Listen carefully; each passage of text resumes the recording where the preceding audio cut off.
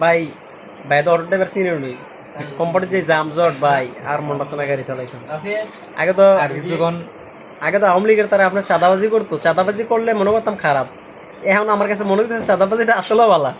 কারণ আগে বাইরের আউটের গাড়ি আইতো না এখন যত বাইরের গাড়ি সিনজটও সবাই কোম্পানি বেশ লেগে সারাদিন জাম লেগে থাকে তো আমার মতে যদি আপনার বর্তমানে কোনো সরকার গঠন করে তো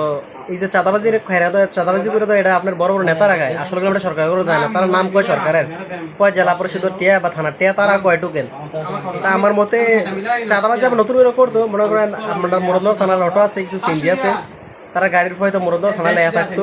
বা মোরদনগর থানা কোম্পানি যত বাইরের গাড়িটি কোম্পানি না ঢুকতে পারে অন্য কোনো থানার আর